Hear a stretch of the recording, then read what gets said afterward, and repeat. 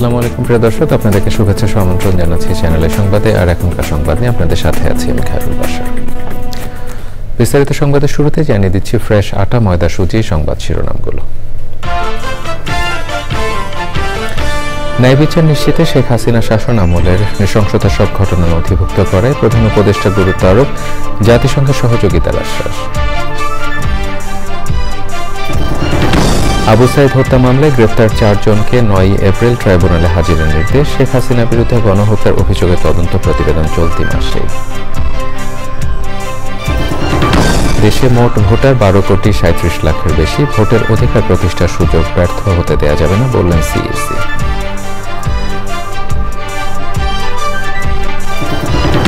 প্রয়াত এইচটি ইমামের ছেলে ও তার পরিবারের বিরুদ্ধে মামলা, ডিজিএফ এর সাবেক ডিজির বাসায় দুদকের অভিযানে 2.5 কোটি টাকা জব্দ। স্বাধীনতা পুরস্কারের জন্য 10 বিশিষ্ট ব্যক্তির নাম প্রাথমিকভাবে চূড়ান্ত, এবার মনোনীতদের কথা অতীতে ভাবাও হয়নি শিক্ষা উপদেষ্টার মন্তব্য। এবং চ্যাম্পিয়ন্স ট্রফি গ্রুপ পর্বের শেষ ম্যাচে নিউজিল্যান্ডকে 44 রানে হারালো ভারত, ম্যাট হেনরির পর বরুণ চক্রবর্তীর 5 উইকেট শিকার।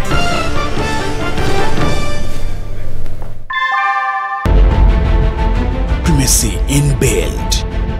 German technology, Bangladesh's first thermix rod. Salam Steel Thermex.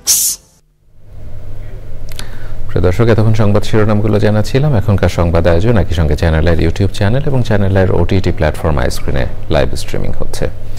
এবার নিয়ে যাচ্ছি বিস্তারিত আয়োজনে।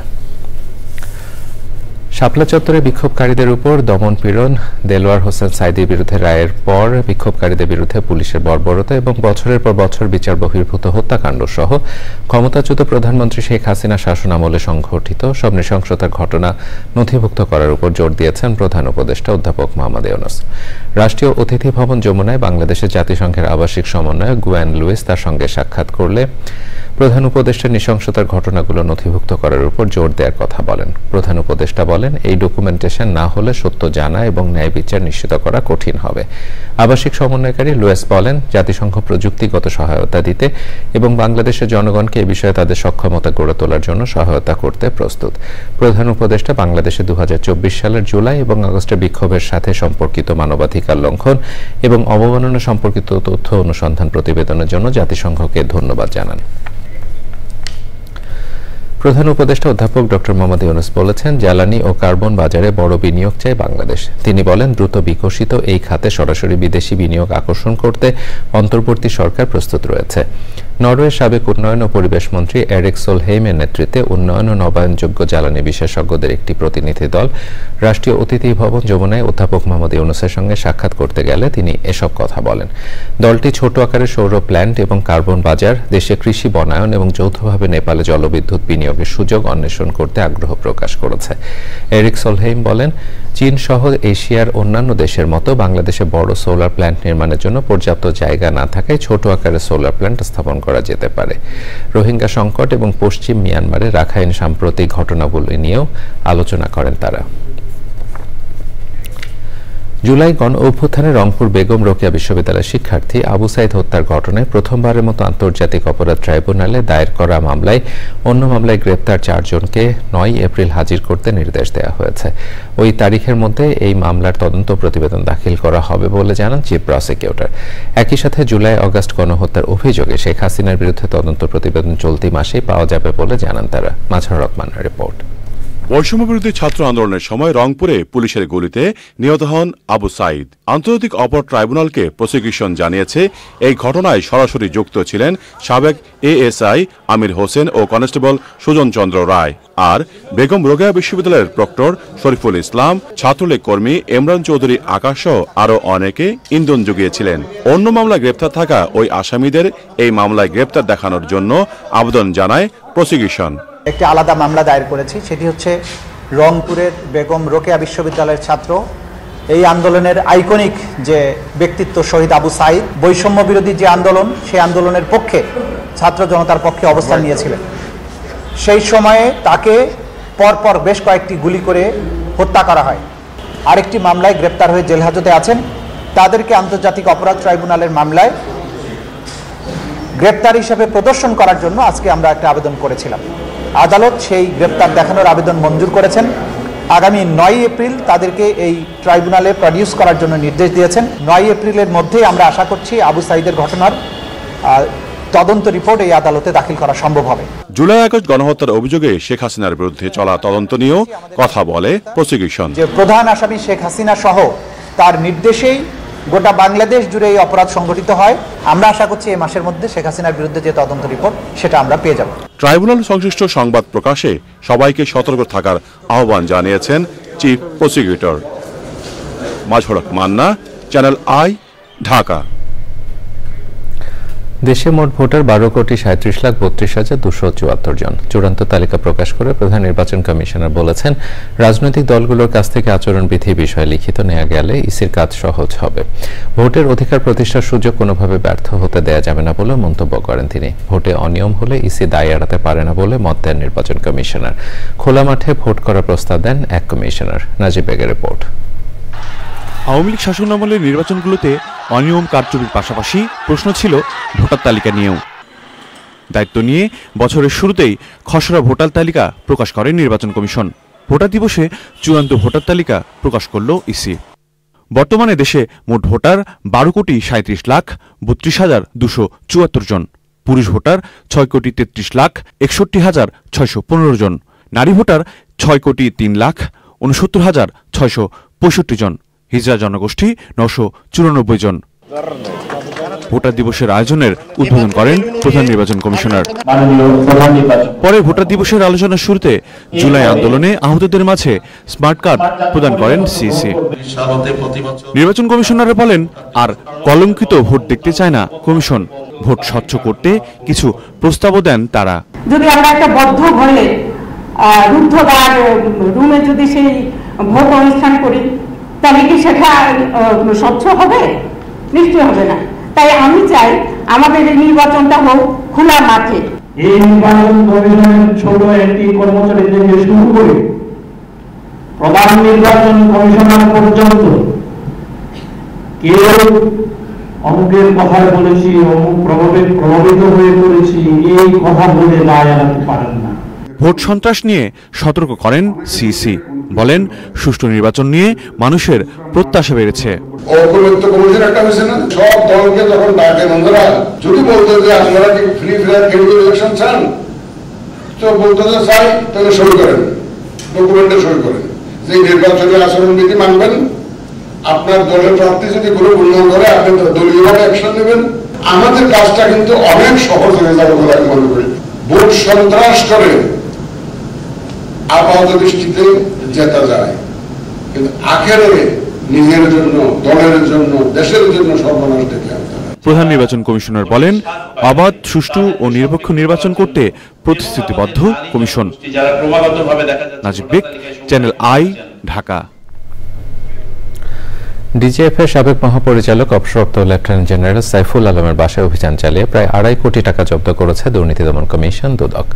মামলা হয়েছে সাবেক এমপি ও প্রধানমন্ত্রীর রাজনৈতিক উপদেষ্টা প্রয়াত এইচটি ইমামের ছেলে তানভীর ইমাম ও তার পরিবারের সদস্যদের বিরুদ্ধে। রোকসানা আমিনার রিপোর্ট। ফেব্রুয়ারিতে সাবেক প্রধানমন্ত্রী শেখ হাসিনার রাজনৈতিক উপদেষ্টা প্রয়াত এইচটি ইমামের ছেলে সিরাজগঞ্জ 4 আসনের সাবেক সংসদ সদস্য তানভীর ইমাম এবং তার স্ত্রী মাহিন ইমাম ও কন্যা মানিজা ইসমত ইমামের ব্যাংক হিসাব অবরুদ্ধ এবং স্থাবর সম্পদ জব্দের আদেশ দিয়েছিলেন আদালত। এবার আয় বহির্ভূত সম্পদ অর্জনের অভিযোগে তাদের বিরুদ্ধে 3টি মামলা করেছে দুদক। দুপুরে সংস্থাটির প্রধান কার্যালয়ে আয়োজিত প্রেস ব্রিফিংয়ে মামলার বিস্তারিত তুলে ধরেন দুদক মহাপরিচালক। সংসদ সদস্য হিসাবে দায়িত্ব পালনকালে জ্ঞাত আয়ের উৎসের সাথে অসঙ্গতিপূর্ণ 30,65,00,000 টাকার বেশি মূল্যের সম্পদ অর্জন এবং দখলে রাখার অপরাধে তার বিরুদ্ধে একটি মামলা রুজু হয়েছে। এরই মধ্যে গত বৃহস্পতিবার রাতে অভিযান চালিয়ে ডিজিএফআই এর সাবেক প্রধান অবসরপ্রাপ্ত লেফটেন্যান্ট জেনারেল সাইফুল আলমের ক্যান্টনমেন্টের বাসায় অভিযান চালায় দুদক। এ বিষয়ে কথা বলেন ডিজি। লেফটেন্যান্ট জেনারেল জনাব সাইফুল আলম বিরুদ্ধে একটি অভিযোগ অনুসন্ধানাধীন ছিল। সেই অভিযোগ অনুসন্ধানকালে ক্যান্টনমেন্টস্থ বাসায় একটি অভিযান পরিচালনা করা হয়। সেই অভিযানে 2,85,00,000 টাকার বেশি অর্থ পাওয়া যায়। ট্রাঙ্কের ভিতরে রক্ষিত টাকা উদ্ধার করা হয়েছে এবং সেটা আপনারা ঠিকই দেখেছেন, সেটা বিজ্ঞ আদালতে উক্ত টাকা জমা দেওয়া হয়। এর আগে বাংলাদেশ ব্যাংকের বিএফআইইউ ডিজিএফআই এর সাবেক প্রধানের ব্যাংক হিসাব জব্দ করে। একই সঙ্গে তার স্ত্রী ও সন্তানদের নামে থাকা অ্যাকাউন্ট এবং তাদের মালিকানাধীন ব্যবসার ব্যাংক অ্যাকাউন্টও স্থগিত করা হয়। রোকসানা আমিন, চ্যানেল আই, ঢাকা। স্বাধীনতা পুরস্কারের জন্য দেশে বিভিন্ন খাতে অনন্য অবদান রাখা 10 বিশিষ্ট ব্যক্তির নাম প্রাথমিকভাবে চূড়ান্ত করেছে জাতীয় পুরস্কার সংক্রান্ত উপদেষ্টা কমিটি। শিক্ষা উপদেষ্টা জানিয়েছেন, এবার এমন মানুষকে পুরস্কার দেয়া হবে যাদের কথা অতীতে ভাবাও হয়নি। এর আগে র্যাবের মতো প্রতিষ্ঠানের স্বাধীনতা পুরস্কার পাওয়া নিয়ে প্রশ্ন উঠেছিল বলে মন্তব্য করেন আইন উপদেষ্টা। বিস্তারিত জানাচ্ছেন রফিকুল বাশার। জাতীয় জীবনে বিভিন্ন ক্ষেত্রে গৌরব উজ্জ্বল ও কৃতিত্বপূর্ণ অবদান রাখা ব্যক্তি ও গোষ্ঠীকে স্বীকৃতি হিসাবে প্রতি বছর স্বাধীনতা পুরস্কার দেওয়া হয়।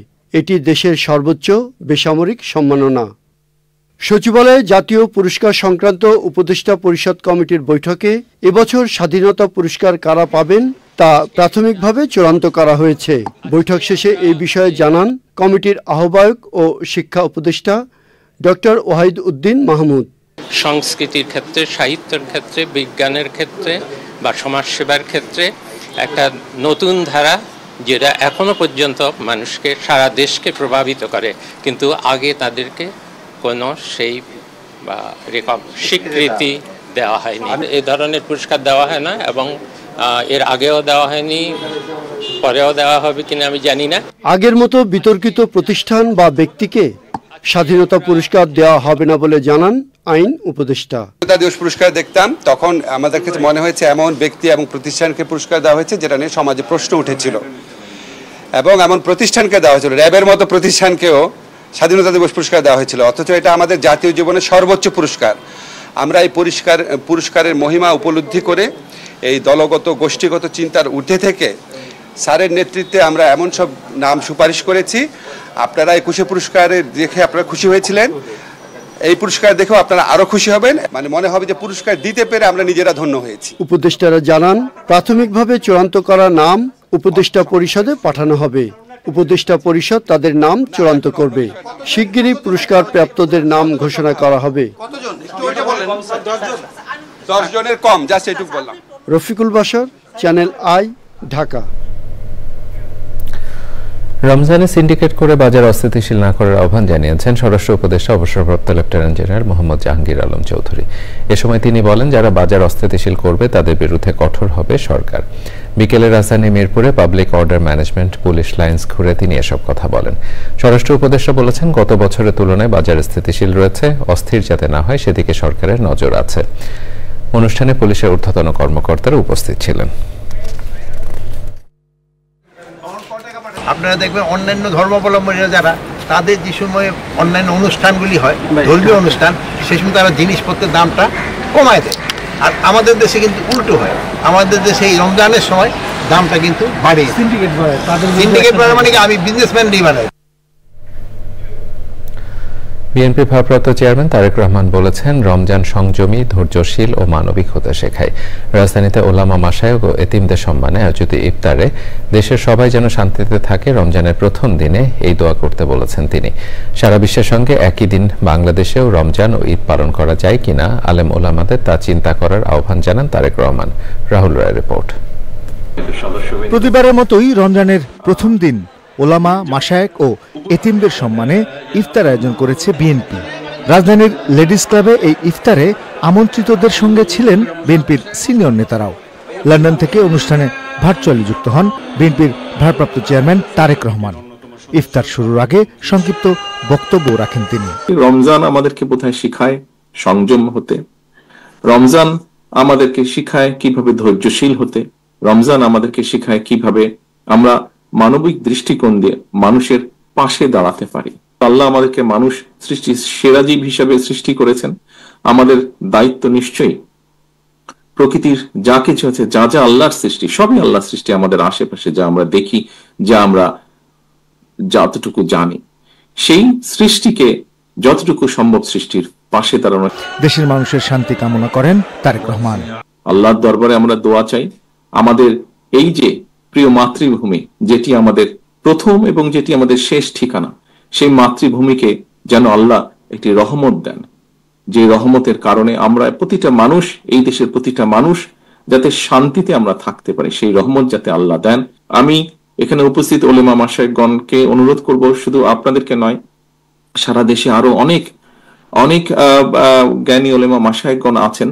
আমরা চিন্তা করে দেখতে পারি কিনা, আমরা আলোচনা করে দেখতে পারি কিনা যে বাংলাদেশের মানুষ সারা বিশ্বের মানুষের সাথে একই দিনে আমরা একসাথে রোজা এবং ঈদ পালন করতে পারি কিনা, বিজ্ঞানের যুগে এটি করা সম্ভব কিনা, কোনো উপায় আছে কিনা, এই বিষয়টি আপনাদেরকে আমি চিন্তা করার জন্য অনুরোধ করব।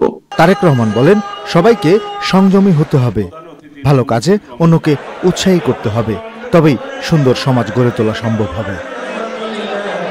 রাহুল রায়, চ্যানেল আই, ঢাকা। নির্বাচন নিয়ে সরকার কি করবে জনগণের সামনে তা দৃশ্যমান করার দাবি জানিয়েছেন বিএনপির স্থায়ী কমিটির সদস্য সালাউদ্দিন আহমেদ। জাতীয় প্রেস ক্লাবে এক আলোচনায় তিনি বলেন, নির্বাচন প্রক্রিয়া যত দীর্ঘায়িত হবে সমস্যা আরও বাড়বে। জাতির মধ্যে যে অস্থিরতা রয়েছে তা কাটাতে হলে একটি নির্বাচনের প্রয়োজন। যত দিন যাচ্ছে গণতন্ত্র উত্তরণের যাত্রা বাধাগ্রস্ত করার কূটকৌশল লক্ষ্য করা যাচ্ছে বলেও মন্তব্য করেন তিনি। যদিও এই নিয়ে তাদের পক্ষ থেকে আশ্বস্ত হয়েছি যে তারা ডিসেম্বরের মধ্যে জাতীয় সংসদ নির্বাচনের জন্য তাদের সমস্ত কর্মকাণ্ড সাজাচ্ছেন, কিন্তু সেই কর্মকাণ্ডগুলো প্রকাশিত নয়। সেই কর্মকাণ্ডগুলো জনসমক্ষে প্রকাশিত এবং দৃশ্যমান হতে হবে যে আমরা আসলেই সেদিকে যাচ্ছি কিনা। কারণ যত দীর্ঘায়িত হবে এই গণতন্ত্রের উত্তরণের যাত্রাপথটা, তত বেশি বিভিন্ন রকমের অস্থির অবস্থা সৃষ্টির একটা সুযোগ নেবে পতিত স্বৈরাচার এবং তার দোসররা। যত দিন যাচ্ছে তাতে আমাদের মনে হচ্ছে যেন গণতন্ত্র উত্তরণের এই যে যাত্রাপথ, এইটাকে যেন আরো বেশি দীর্ঘায়িত করা যায়, সেই জন্য কিছু কিছু কূটকৌশল প্রণয়ন করা হচ্ছে, সেটা থেকে যেন আমরা বিরত থাকি। আইন নিজের হাতে তুলে না নিতে দেশবাসীর প্রতি আহ্বান জানিয়েছেন জামায়াতে ইসলামীর আমির ডাক্তার শফিকুর রহমান। রাজধানী মিরপুরে ওলামা কেরাম ও এতিমদের সম্মানে ইফতার মাহফিলে তিনি এই আহ্বান জানান। জামায়াতে ইসলামীর আমির বলেন, বিগত সময়ে অপরাধীদের ছেড়ে দিয়ে আলেম ওলামাদের জেলে আটকে রেখেছিল সরকার। তিনি বলেন, মানুষকে ভালোবাসবে, সম্মান করবে, এটাই কোরআন শিক্ষা দিয়েছে, কিন্তু মানুষ উল্টো হাঁটার কারণ মুসিবতে জুটেছে। যখন সংকুচিত হয়ে আসবে, জুলমাত তখন বেড়ে যাবে। আমরা এমনই একটা জুলমাতের মধ্যে পড়ে গিয়েছিলাম গত 15.5 বছর। এই দেশে আলিম উলামা ছিলেন সবচাইতে বেশি অপদস্থ।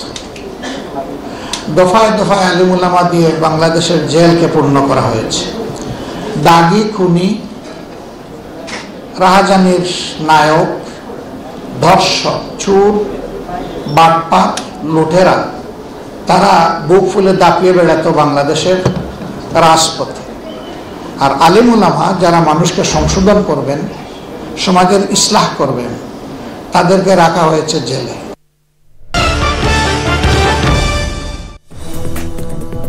দর্শক, আবার আমন্ত্রণ জানাচ্ছি চ্যানেল আই সংবাদে। সাপ্লিমেন্টারি বা পরিপূরক পরীক্ষা এগিয়ে আনার দাবিতে 2018-2019 সেশনের এমবিবিএস ফাইনাল ইয়ারের কিছু শিক্ষার্থী ডিন অফিসের সামনে অবস্থান কর্মসূচি পালন করেছেন। ওই শিক্ষার্থীরা Dhaka medical college nuclear medicine ভবনে অবস্থিত ডিন অফিসের সামনে জড়ো হয়ে সাপ্লিমেন্টারি বা পরিপূরক পরীক্ষা নেয়ার দাবি জানান। শিক্ষার্থীদের অভিযোগ, সাপ্লিমেন্টারির জন্য নির্ধারিত মে মাসে জুনিয়রদের সাথে পরীক্ষায় বসার নির্দেশনা সম্পূর্ণ অযৌক্তিক। এর মাধ্যমে তাদের ন্যায্য অধিকার হরণ করা হচ্ছে। তবে কর্তৃপক্ষ বলছে, নভেম্বর মাসের পরীক্ষায় যে শিক্ষার্থীরা অকৃতকার্য হয়েছেন, মে মাসে সাপ্লিমেন্টারি পরীক্ষা নির্ধারিত সময় জুনিয়রদের সাথে পরীক্ষা দেবেন তারা। এতে সম্মানহানির কোনো বিষয় নেই। শিক্ষার্থীদের দাবি অনুযায়ী মে মাসের আগে সাপ্লিমেন্টারি পরীক্ষা নেয়ার সুযোগ নেই বলেও জানিয়েছেন সংশ্লিষ্ট কর্তৃপক্ষ। নির্ধারিত সময়ের আগে পরীক্ষা নিলে এই শিক্ষার্থীরা বিএমডিসি সনদ এবং দেশের বাইরে উচ্চতর শিক্ষার ক্ষেত্রেও জটিলতায় পড়তে পারে বলে কর্তৃপক্ষ জানিয়েছে। এবারে নিটোলটাটা আন্তর্জাতিক সংবাদ।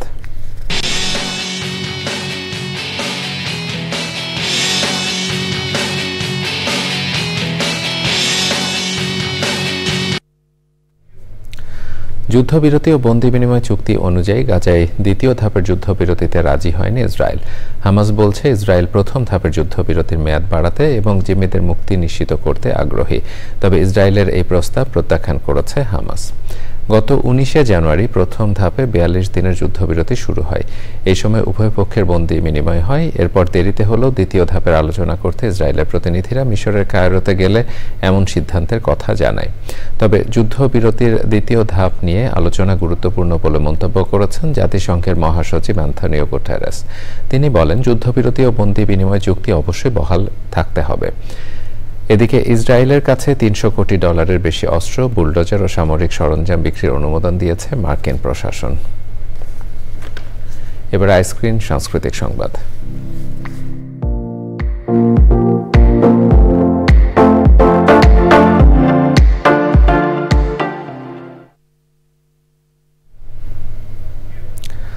বিনোদনের স্মার্ট দুনিয়া ওটিটি প্ল্যাটফর্ম আইস্ক্রিনে প্রদর্শন করা হচ্ছে নাটক সেদিন ছিল শুক্রবার।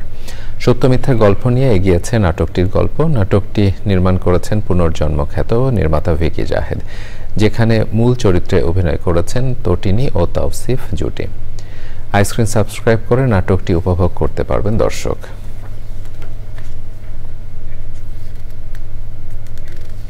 এবারে কৃষি সংবাদ।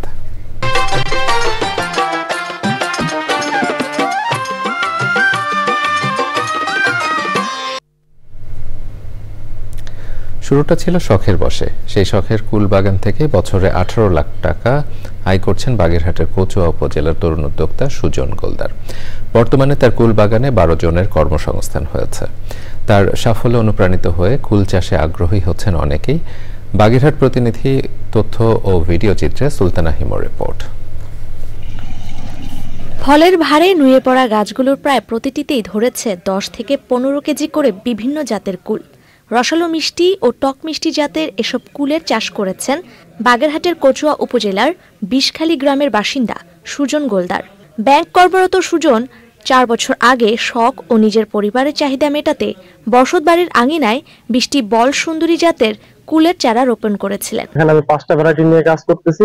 আমি আশা করতেছি 2400 গাছ থেকে আমি 18 লাখ খরচ করব এবং গত 1 মাস আগের থেকে আমি হারভেস্ট শুরু করছি। প্রত্যেকদিন বাগেরহাট পিরোজপুর থেকে পাইকাররা আসে এবং তারা এসে সকালে কুল তুলে নিয়ে যায়। ভার্মি কম্পোস্ট সহ বিভিন্ন জৈব সার ব্যবহার করে গাছ তৈরি করেছেন এখানকার শ্রমিকরা। বেশিরভাগই আমরা জৈব সার ব্যবহার করি, আর যখন বেশিরভাগ পোকা আক্রমণ করে তখন আমরা একটু কীটনাশক ব্যবহার করি। দৃষ্টিনন্দন এই বাগান দেখতে প্রতিদিন ভিড় করছেন অনেক দর্শনার্থী। মোড়লগঞ্জ উপজেলা পিরোজপুর জেলায় এখান থেকে আসলে যে বড়ের চাহিদা আছে সেগুলোর বড় একটা অংশ এখান থেকে পূরণ করা হয়। জেলায় এবছর 336 হেক্টর জমিতে কুল চাষ হয়েছে বলছে কৃষি বিভাগ। আমাদের এই বাগেরহাটের জলবায়ু ঝুঁকিপূর্ণ এলাকায় এই কুল চাষের ব্যাপক সম্ভাবনা আছে এবং ওই উদ্যোক্তাকে দেখে অনেকে এই চাষে এগিয়ে আসবে বলে আমি আশা করি। সুজনের মতো কৃষি উদ্যোক্তাদের হাত ধরে কুল চাষ বাগেরহাট জেলায় আরো ছড়িয়ে পড়বে এই প্রত্যাশা সংশ্লিষ্টদের। Sultana Himu, channel I. এবারে প্রকৃতি সংবাদ।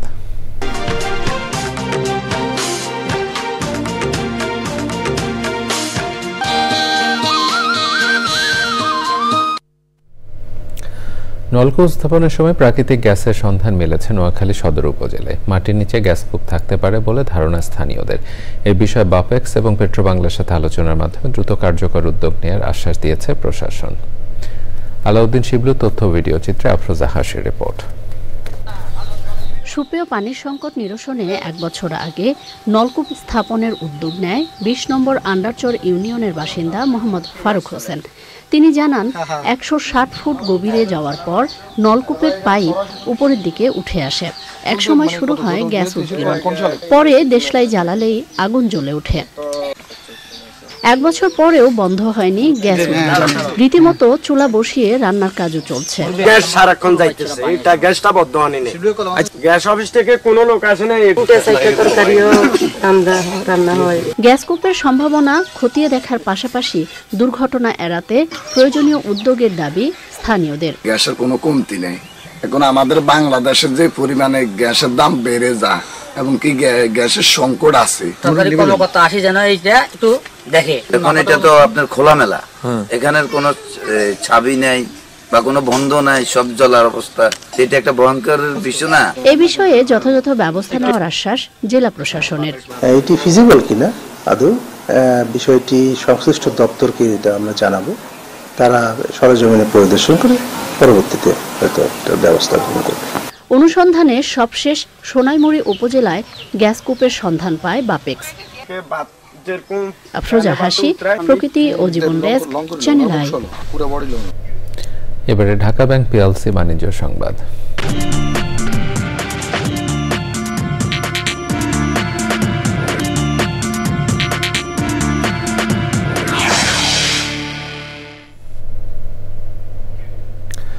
রমজানে অতিরিক্ত মুনাফালোভী ব্যবসায়ীদের প্রশ্রয় না দেওয়ার ঘোষণা দিয়েছেন যশোর চেম্বার অব কমার্স। সংবাদ সম্মেলনে বাজার মনিটরিং এর জন্য ব্যবসায়ী নেতাদের দিয়ে কমিটি গঠনের ঘোষণা দেওয়া হয়েছে। ব্যবসায়ী নেতারা বলেছেন, বাড়তি দাম নিয়ে ভোক্তাদের দুর্ভোগ বাড়ালে প্রশাসন যে পদক্ষেপ নেবে তার সাথে থাকবেন তারা।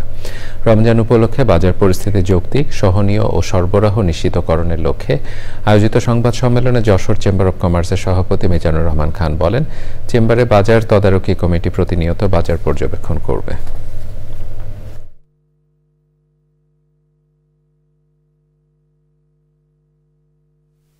রমজান মাসে অতি মুনাফালোভী ব্যবসায়ীদের আমরা প্রশ্রয় দেব না। এক, যদি কেউ এই রমজান মাসে বা যে কোনো সময় মানুষের স্বাস্থ্যহানিকর এই ধরনের খাদ্য বিক্রি করে কিংবা কোনো নকলজাত পণ্য বেচে কিংবা কোনো অপরাধজনিত কাজে জড়িয়ে পড়ে, চেম্বার বা কোনো ব্যবসায়ী বা কোনো প্রতিনিধি ওই ব্যবসায়ীর পক্ষে সমর্থন দেবে না। প্রিয় দর্শক, সংবাদের পর্যায়ে আবারও নিচ্ছে একটি বিরতি। বিরতির পরে দেখবেন, রমজানের প্রথম দিনেই জমজমাট পুরান ঢাকার চকবাজারে ইফতার বাজার, বাহারি আইটেম কিনতে মানুষের উপচে পড়া ভিড়। দর্শক, আবার আমন্ত্রণ জানাচ্ছি চ্যানেল আই সংবাদে।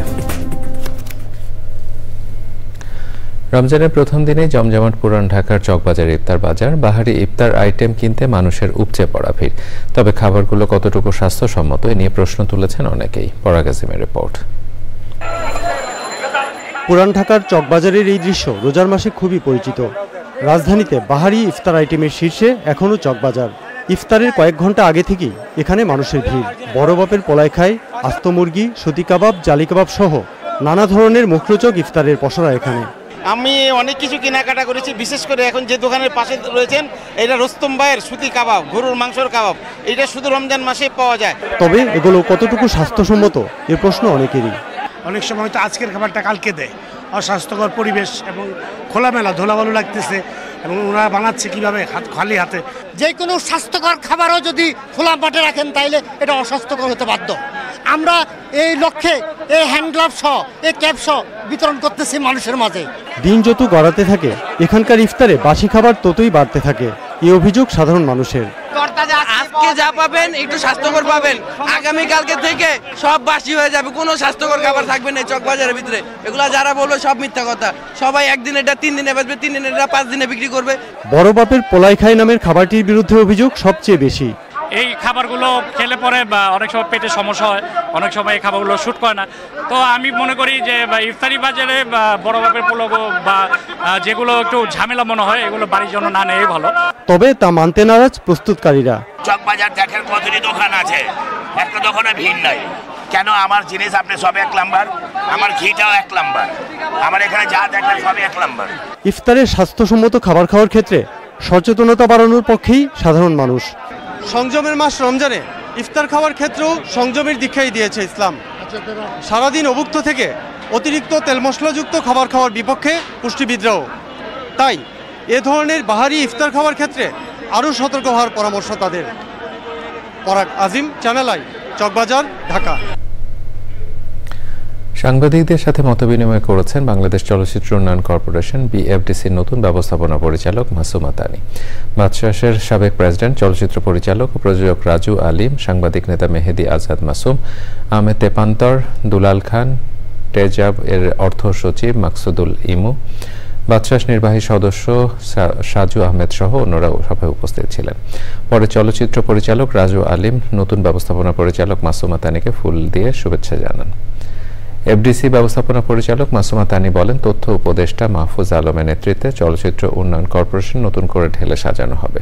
চলচ্চিত্রের উন্নয়নে এফডিসি নতুন নতুন পদক্ষেপ নেবে বলেও জানান তিনি। পবিত্র মাহে রমজান উপলক্ষে নিত্যপণ্যের বাজারের দাম নিয়ন্ত্রণে চট্টগ্রাম জেলা প্রশাসনের বাজার মনিটরিং টাস্ক ফোর্সের নেতৃত্বে আজ প্রথম দিন 2টি বিশেষ অভিযান পরিচালনা করা হয়। জেলা প্রশাসক নির্বাহী ম্যাজিস্ট্রেট আবু রায়হান সহ 4 জন ম্যাজিস্ট্রেট ও ভোক্তা অধিকার অধিদপ্তরের কর্মকর্তা এবং আইনশৃঙ্খলা বাহিনীর সদস্যরা রিয়াজউদ্দিন বাজার এবং খাতুনগঞ্জে অভিযান পরিচালনা করেন। পবিত্র রমজান মাস জুড়ে এই অভিযান অব্যাহত থাকবে বলে জানানো হয়।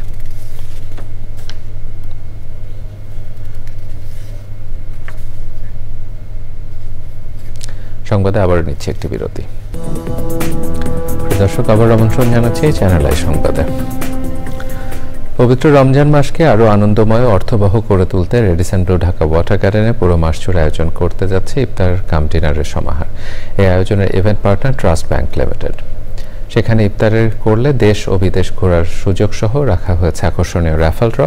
ইফতার ও ডিনার প্যাকেজে বিভিন্ন ব্যাংকের কার্ডের সাথে আরও থাকছে 8,500 টাকা নেট ও buy one get one offer free.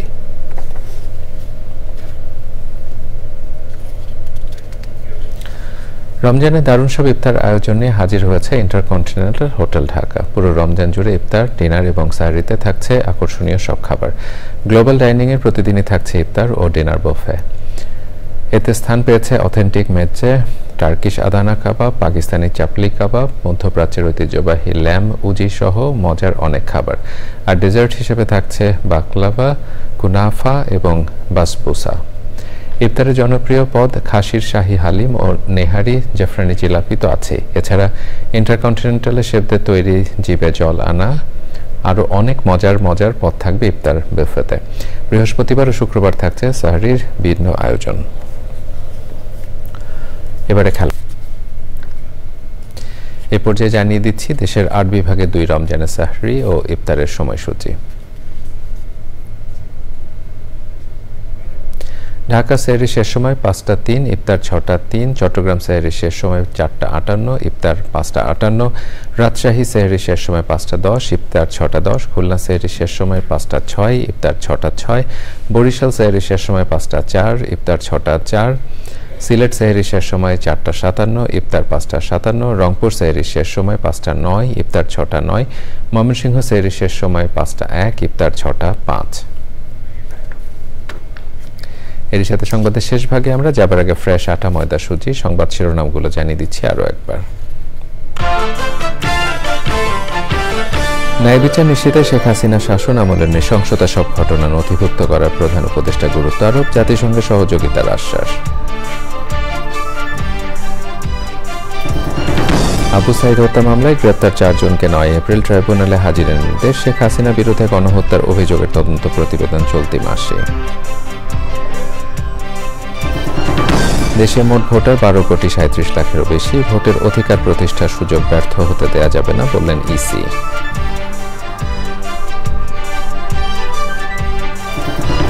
প্রয়াত এইচটি ইমামের ছেলে ও তার পরিবারের বিরুদ্ধে মামলা। ডিজিএফের সাবেক ডিজির বাসায় দুদকের অভিযানে 2.5 কোটি টাকা জব্দ। স্বাধীনতা পুরস্কারের জন্য 10 বিশিষ্ট ব্যক্তির নাম প্রাথমিকভাবে চূড়ান্ত। এবার মনোনীতদের কথা অতীতে ভাবা হয়নি, শিক্ষা উপদেষ্টার মন্তব্য। এবং চ্যাম্পিয়ন্স ট্রফি গ্রুপ পর্বের শেষ ম্যাচে নিউজিল্যান্ডকে 44 রানে হারালো ভারত। ম্যান্ট হেনরির পর বরুণ চক্রবর্তীর 5 উইকেট শিকার।